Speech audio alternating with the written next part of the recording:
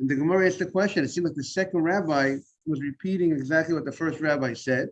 So how could you go ahead and say as if he's saying his own thing? That was the Gemara's question. So you can't list two rabbis. This rabbi says this, and this rabbi says that, as if the second rabbi is different than the first rabbi if they're saying the same thing. So that's what the Gemara wants to say. Ema, that's the top line of the page at Gimel Amar Aleph. Ema v'chein Amar Rav Nachman. Rav Nachman said exactly similar to the previous rabbi. He also said the same thing. He just except he said his thing when he was not. He wasn't. He was saying his independent. Yes. That's what the Gemara says. V'chein Amar Rav Nachman. Rav Nachman said the same thing as the other rabbi. As Rabbi, they're not saying two different things. Rather, you have to write in the Gemara. You have to say that it's v'chein. He's saying the same thing as the other rabbi. Okay, that's what we ended off yesterday. Now we're 2 lines from the top on Gimel Amar Aleph on 3a. Amar Rabbi Yehuda Amar Rav. Rabbi Yehuda says in the name of Rav, Eid Zomeim. If somebody was an Eid Zomeim, if he became a witness that was found to be a framer, that's how we're going to translate at this point. We'll see more in the Gemara as we go. Eid Zomeim Mishalem Lefi Cholko. If somebody framed somebody, and now the question is, let's say he framed someone for $1,000. So it's $1,000 framing. Now the question is, let's say there was 2 witnesses, or there was 2 witnesses on the deal. How much does each witness pay? Does each witness pay $1,000, or do we say they split it? The 2 witnesses together wanted to cause the loss of $1,000. So should each witness pay $500 because one witness would not have created a loss to the other guy? You needed the 2 witnesses. So how do we pay? That's the question. So the Gemara says, so Rabbi Yehuda Marav, the Gemara understands, is saying, Eid Zomeim Mishalem Lefi Chelko. He pays, Mishalem means he pays, Lefi, according to Chelko, his portion, his amount that he's supposed to pay, because Chelko means his part of the crime. He represents half the crime was done through him. He needed him and someone else. So he pays $500 in that case. They divide it up. So the Gemara says that's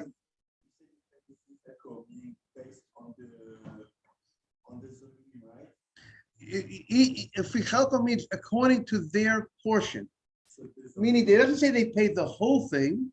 They pay according to how much they were involved, what their percentage in this issue. Yes.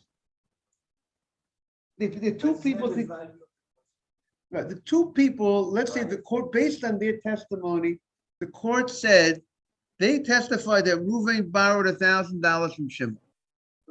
Morning. And then based on their morning Akiva, and based on their testimony, the court gave a verdict. Reuven needs to give Shimon $1,000. Then other witnesses came in and said, you guys could not have seen the loan that you testified. You with us. So now, how much does each witness pay? Does each witness pay the $1,000? Or does each witness pay $500? Right? So, Yaron, is the question clear or not? Okay. Good morning, Jaime. Jaime, we are now in Akiva. We are now in Gimel Amar Aleph 3a. In the art scroll 3a1, it should be. We are now on the 2nd line in the Gemara. It says, Yehuda says the name of Rav, that Eid Zomeim Mishalem Lefi Chelko. The witness who became a framer pays according to his portion in the framing. And the question, thank you very much. The question is, what is the meaning of this statement that the witness pays according to his portion? So the Gemara is going to clarify this. It's now recognize the language. Eid Zomeim. Eid is a singular language. It didn't say Eidim Zomemim. It says Eid Zomeim. We'll see how that plays a role. So that's the question on the table. And the Gemara at first suggests that it sounds like you mean my mishalem lefi chelko. What does it mean? We're now in the third line of the Gemara. What does it mean that the Eid Zomeim, the framer, he frames somebody, he pays according to his portion in the framing, in what he did wrong to the person? Jaime, you hear the question? The question is going to be, does he pay, if let's say he framed the guy on $100, does he pay 50? If there was two witnesses, does each witness pay 50? Or does each witness have to pay $100? At the end of the day, they wanted to obligate $100. Together, they wanted to obligate $100. So do we say the payment is together $100? Each guy gives 50, or do we say each guy gives 100? So They the were Gemara said, partners in the crime, or they partners in the penalty? exactly. That is the question. We're going to see. It depends what type of crime they were testifying to. Yes. Why don't you argue that if they wanted to frame the guy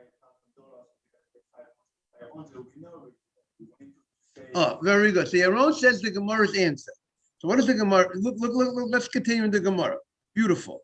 Ilema, if you're going to tell me the Hai Mishalim Palga, that this witness pays half. The Hai Mishalim Palga and the other witness pay half. They were partners in crime, so they're going to be partners in payment. Tanina, we already learned that in a Mishnah. Like, we know this. We know it from a Mishnah. You don't need the later rabbi, good morning, Mars. We don't need a later rabbi who was post-Mishnah time. We call them Amoraim. We don't need them to tell me something that we already know. If we already know it, there's no necessity for you to tell me. If you're telling me something, you're telling me something I might not know. That's the Gemara. So it can't mean that that's what the rabbi means when he says, Eid Zomeim Mishalem Lefi Chelko. It means he divides the payment of his framing. What'd you say? Palga is half. Palga like Palga is half. If you're going to tell me the Hai Mishalem, this one pays Palga, half.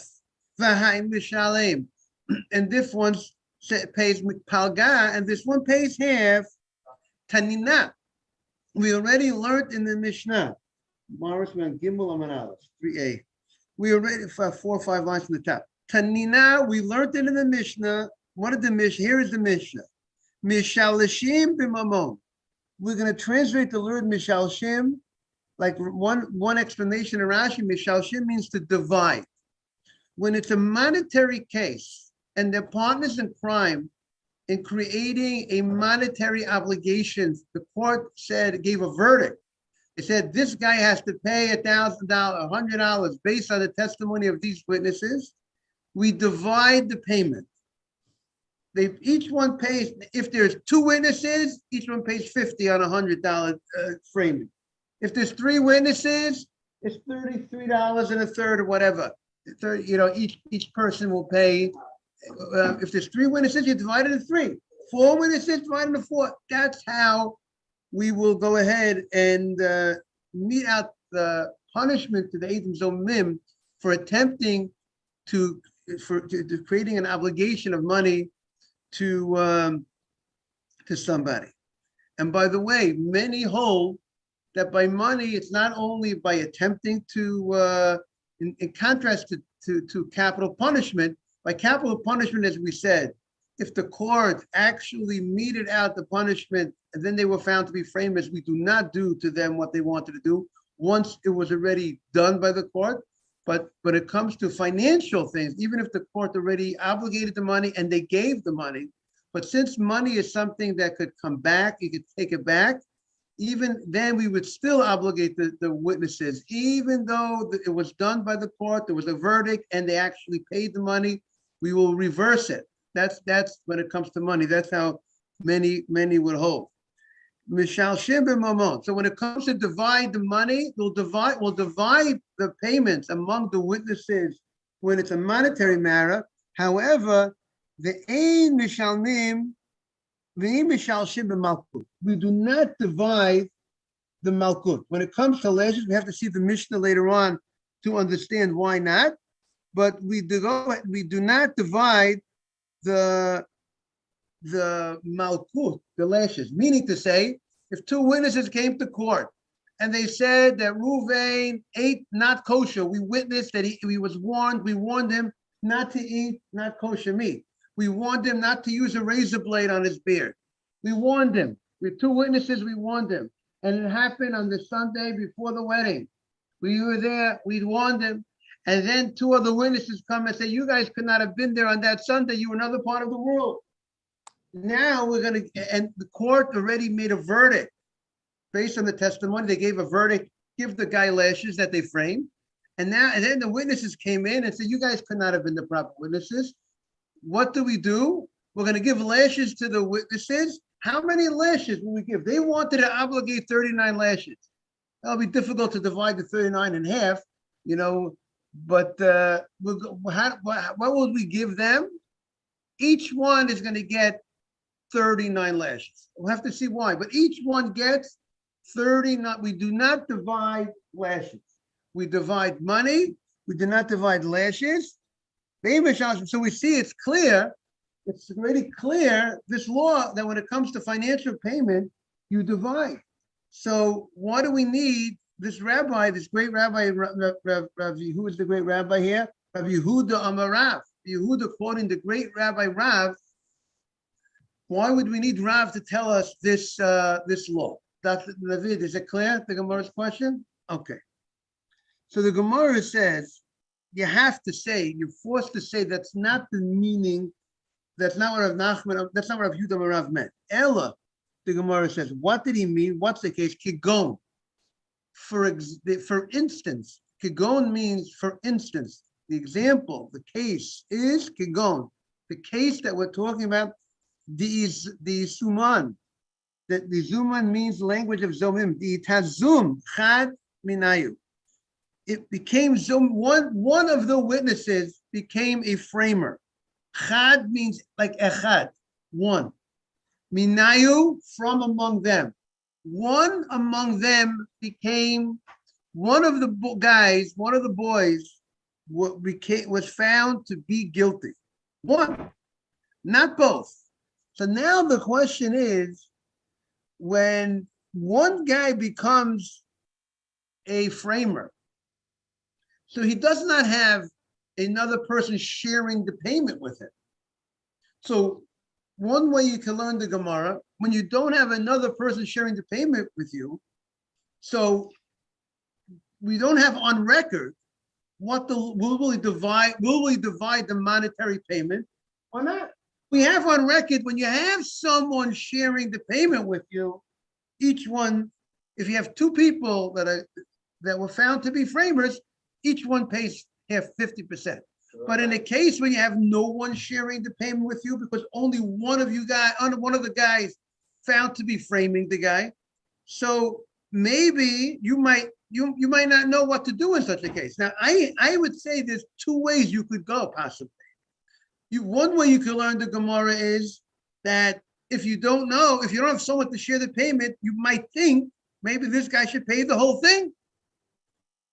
Or the other way around, you might say maybe he should pay nothing, because if he has no one to, maybe you might think if he's only one man, and one man that was found guilty, and he only had power to create, only together with another witness. So maybe he shouldn't pay anything unless they both were found guilty. There's two ways possibly you can learn the Gemara. I see the art scroll. What happened? Original verdict. If one witness is proven to be discredited, and the other one isn't, the verdict void? Yes. No. 1 second. No, the verdict. Is the verdict void?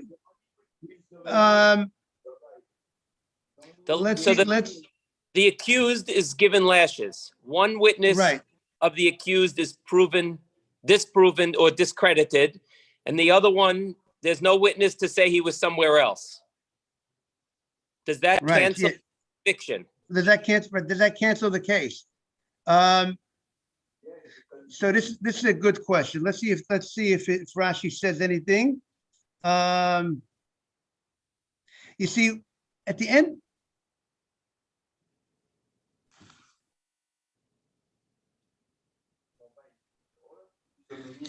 So let's see what they say over here.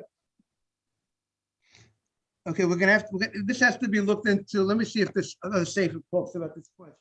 Javi's asking a great question. What's the law? What happens now? We found one guy was found an Eid Zomeim, a framer. So if one is a framer, so the logic should be that you no longer have two witnesses on the original case. So therefore it's not, the first verdict should not stand because you don't have two witnesses on that verdict. Meaning what happened? You obligated a guy money based on two witnesses. You see, it might depend how many witnesses came. It might depend how many witnesses were involved. If there was two witnesses involved, the logic should be if one guy was caught as a framer, so now at the end of the day, we're left with only one kosher witness, and one witness cannot obligate money. If there were three witnesses that came originally to court, and if one witness becomes invalid, and one witness becomes a zomeim, then technically you would say they're still left with two witnesses, and therefore two witnesses. That would be the logic to say. But yes. Here's my ultimate train of thought. If one is discredited, sure, is it a kal v'chomer that the first one who's not discredited is also a liar? Because if one is proven wrong, kal v'chomer, he's also proven wrong because the crime didn't happen, or you just have a discredited witness who joined an honest witness, maybe. Right, exactly, right. We're not going to discredit the other witness unless he becomes discredited, right? We're not going to say because this witness was a false witness. Does that mean that the other witness was false? So we wouldn't be able to discredit the second witness based on the testimony of the fact that the first witness became his zomeim. Right. But the case of lashes, you'd only be giving the lashes to the discredited false witness. Right. Correct. But see, the Gemara is the Gemara here is there's two parts. The Gemara has the question, the thought, and the answer. Meaning, because the Gemara at this point is saying, what is suggesting the meaning of this statement?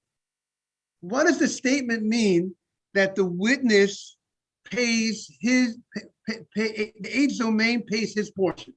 The Gemara suggests maybe it means that he pays his portion when only one became a zomeim. That was the Gemara's question now, right? That's the Gemara's thinking. Maybe share?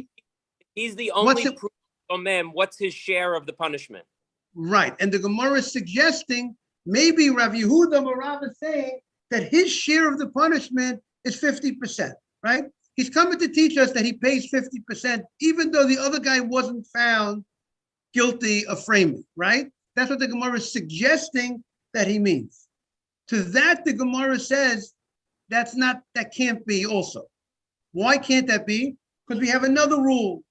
The rule is, even if witnesses come and say that one of them was a framer, if they only prove one to be a framer, no, he doesn't have to pay.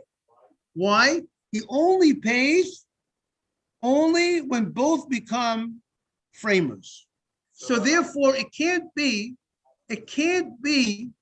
that this law, that zomeim, that when you attempt to go ahead and try to cause a loss to somebody, we're going to do to you what you wanted to do to the other guy, that you have to pay.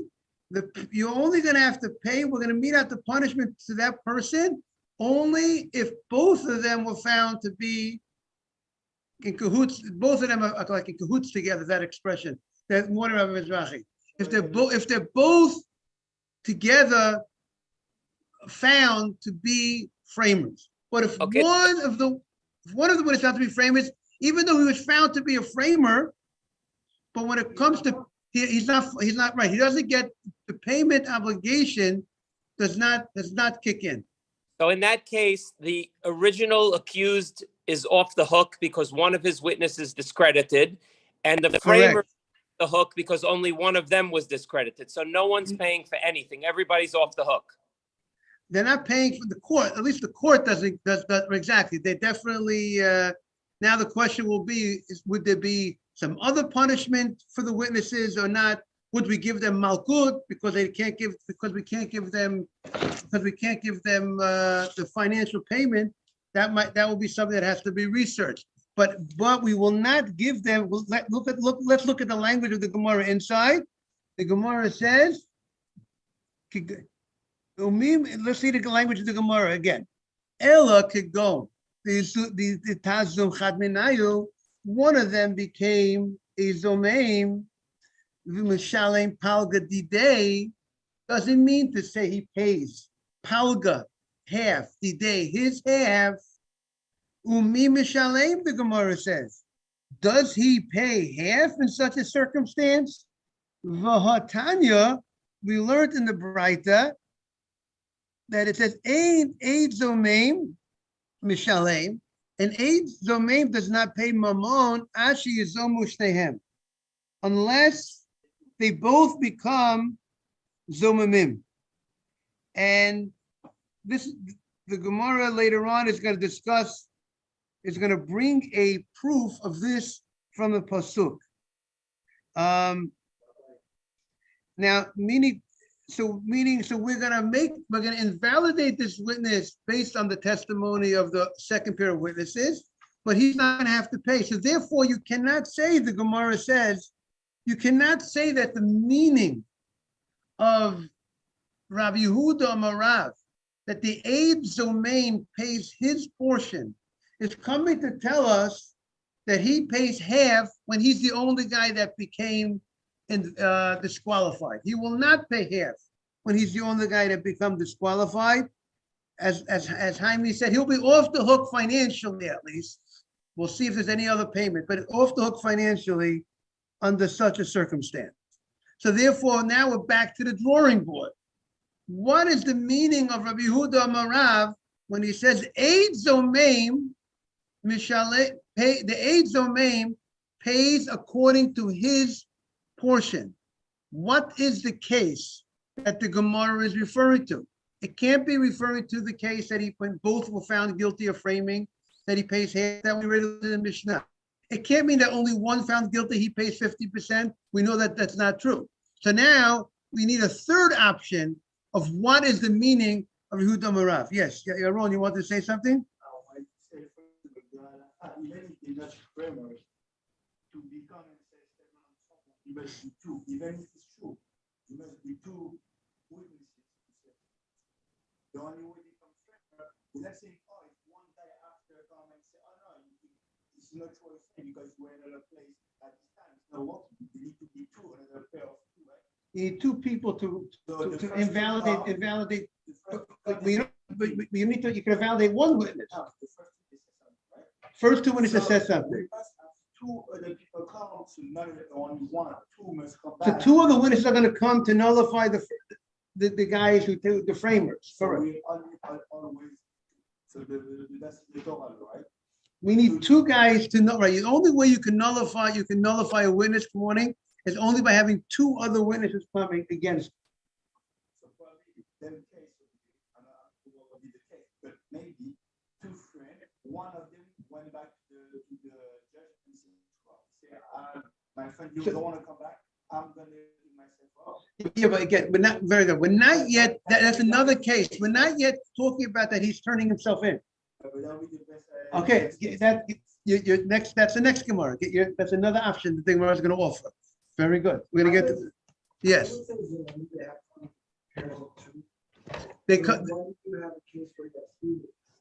Because there's a possibility that sometimes three witnesses come to court and say, three guys come and say, we were there, and we were there at the time of the loan. Three witnesses, even though the court only needs two witnesses, but it's possible that the court accepted three witnesses on a matter. And therefore, right, so that could be a possibility. let's see if this Sefer talks about it. I have another Gemara that I don't have with me. Let me just see if they say anything over here. Okay, no. Let's continue in the Gemara. But So you want this Mahalak said before, the big one? What did you say? You want the big Mahalak? Yeah, but it's not. I have another. It's a different volume. It's not here. So the Gemara says the following: Amar Rava. First, with the Rav, Amar Rava. So Rava says the following: how do we now back? But trying to explain the statement of Rabbi Yehuda Marav that Eid Zomeim, the framer, pays according to his portion. He pays according to his portion. What does that mean? Amar Rava. Rava says exactly what Yaron said. What's the case now? He turns himself in. He says, he comes to the court and he says, I testified falsely. You know what happened? He goes ahead, two witnesses come to court and they testify about somebody.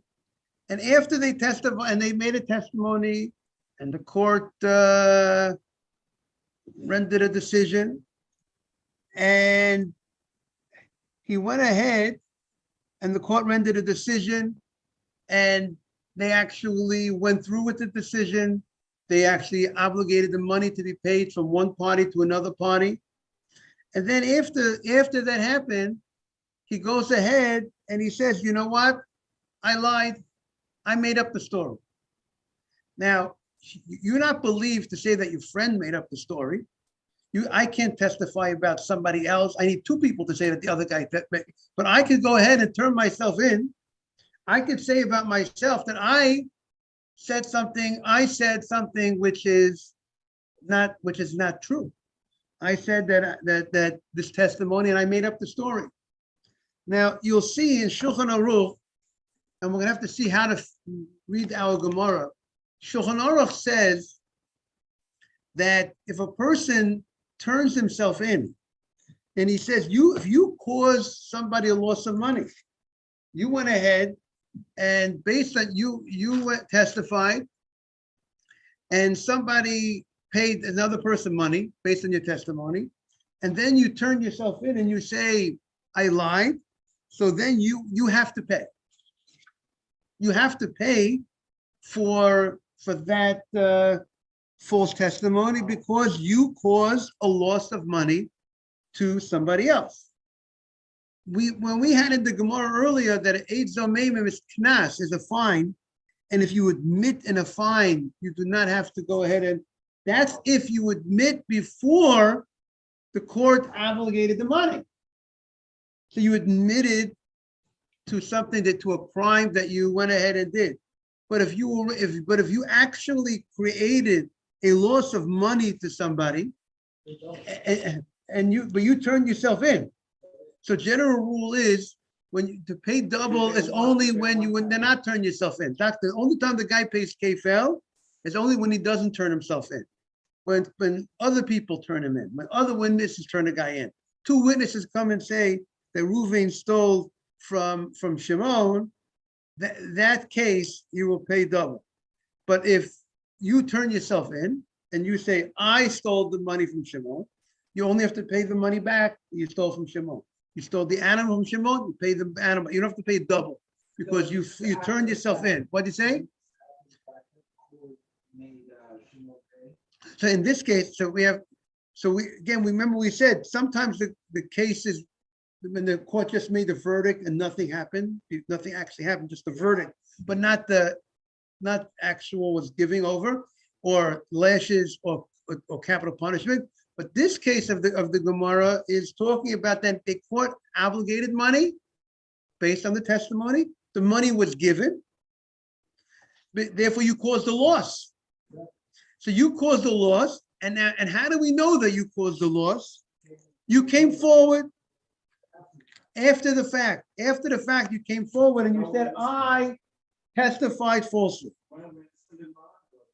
Yes.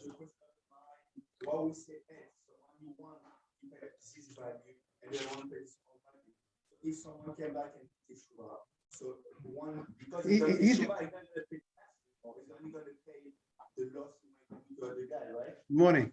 Yeah, yes. So He's, that's why the value from one who didn't turn himself in is going to pay double because the value and the class. And the other one who turns himself in is only going to pay the value what the guy produced. can you say that again, what you're saying? So the another question. Right. We had some cases that one's going to pay more than the other one, right? Right. So why that's the case? Because if someone turns himself in, so he's not going to pay double because he turned himself in, so he's going to pay only the value of the loss he wanted to do to the guy. Right, but when he turns himself in, at the end of the day, whatever he did, whatever he created, he needed somebody else to help him. No, that's Right? true, but the other one didn't turn himself in, The other so guy didn't he's turn gonna himself pay in. double. One is going to pay one. Yeah, but no, but again, no, meaning the other guy could pay double. Again, the other guy, meanwhile, this guy, the Gemara is focusing, good morning, Mr. Aney. The Gemara is talking about a case that sometimes the framer is going to pay half his portion. He's not going to pay the whole thing. The Gemara wants to understand what do we mean that he's the framer, the Eid Zomeim, someone who frames. When you frame somebody, you framed with somebody, with you. And then you're an accomplice. And then you were found guilty. And then it says, two other witnesses said you guys had no right to make that testimony because you were somewhere else in the world at that time. Correct? If you don't mind, you'll keep me posted on the time. Okay. So very good. So what's the story? So now we are trying to understand what does it mean that the Eid Zomeim, that the witness that was found framing pays his portion. The Gemara is trying to know what is the case, what happened. Now the Gemara is suggesting the case is he comes forward and he turns himself in. And he says, what does he say when he turns himself in? I lied.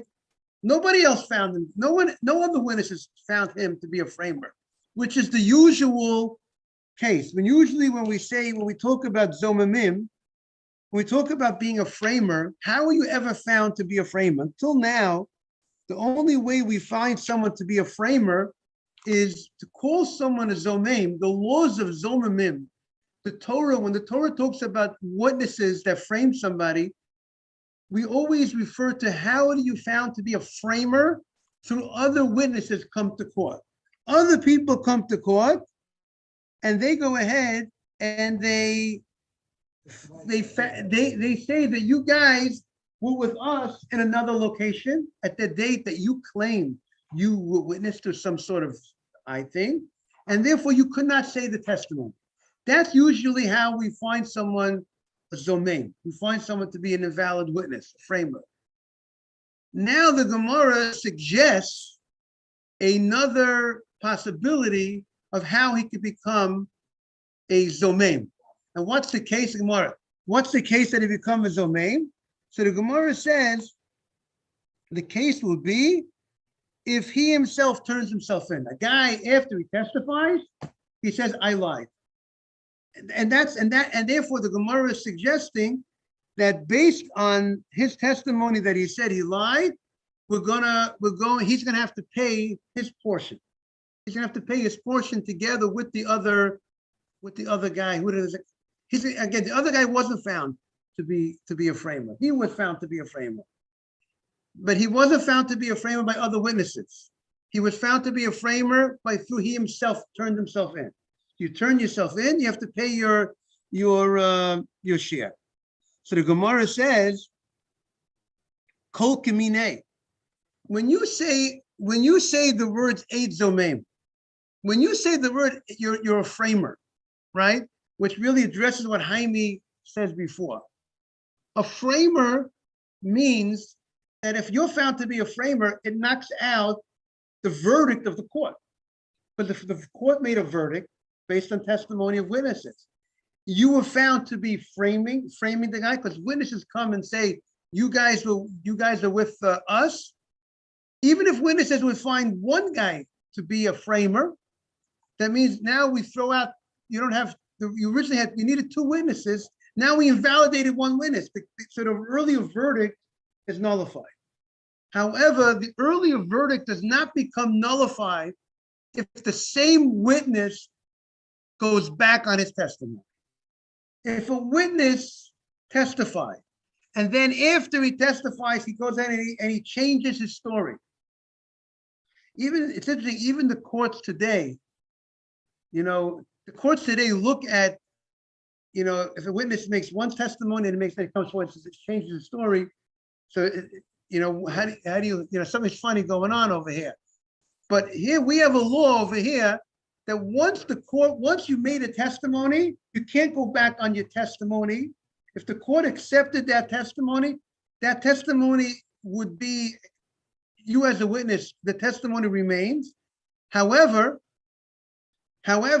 you yourself, if you yourself are saying that you caused a loss to somebody, you have to pay for it. So it's like an interesting split that the court's judgment remains, but we're not going to, but you're claiming you caused a loss to somebody. You say, you turn yourself in. You said you were a liar. And as a result of you being involved in this thing, there was a loss to somebody, warning mark. So therefore you have to pay. But the court's decision, the original, what the court said, now we have to see more what's the reason for this law, but it's called Kivan Shehigid. Once you say a testimony, you accept it, take yes. You can't go back on your testimony. Unless if it's clear that you could prove to the court that it was a mistake. Your first testimony is very clear to the court. You come back and you somehow it's clear to the court that it's a mistake. Then the court will accept that second clarification somehow. But if it's not clear that it's a mistake, or it's not a type of thing that is clarified as a mistake, you cannot go back on that testimony. So hold on, you come and you say, I saw it, he did this, okay? You came with somebody else. Come and then say, he's guilty. Then you come back and you're like, you know what? Then you say you lied. Right. Then you come back and you say, you know what? I didn't lie. No. Right. You made it. You gave an extra step. Doctor, you gave an extra step. There's two steps here. Step one is he made a testimony, and the court just go to step two. Right. He went to step two. He turns himself in after there was a loss of money to someone. He has to pay. So the Gemara, he definitely has to pay. We'll have to see how exactly he would have to pay. But the Gemara is saying, but that can't be the meaning of the rabbi. Why? Because the rabbi referred to him as an Eid Zomeim. Eid Zomeim will mean that we reverse the original verdict. Because if you're a framer, that means there's no witnesses on the, and the fact that if you turn yourself in, and it didn't cause him any monetary loss. No, but this framer who turns himself in, he caused a loss of money to somebody. He would have to pay. He caused. He actually caused a loss because he was one of the witnesses that caused. He was part of this conspiracy, so he should have to pay. But you can't call him an Eid Zomeim. Why can't you call him Eid Zomeim? Eid Zomeim means when someone is found to be a framer, and therefore, as a result of that, we're going to undo the verdict that we had before. Because if you're a framer, you have no right to testify. But here, the fact that he turns himself in, we're not going to turning himself in is not going, and he wants to change his testimony. So when it comes regarding testimony, the testimony remains. 728, Rabbi. Okay, so we're going to continue. We'll continue next week on Monday. Sunday will be on the phone. It's a very complicated piece we're on here, and we're going to continue. We'll try to get more clarity on next week. Yes, life is about getting clarity. The more you learn, the more we learn, the more clarity we will have. And we're getting to the next step of the Gemara. Have a great day, everybody. Yom Tov, Yeah, thank Rabbi. you, Rabbi. Thank you, Thank everybody. you. It's a very complicated piece we're on today. Okay, have a Chodesh Tov, everybody. Chodesh Tov. Jaime, great question. Take care. Bye-bye, everybody. Yes. So when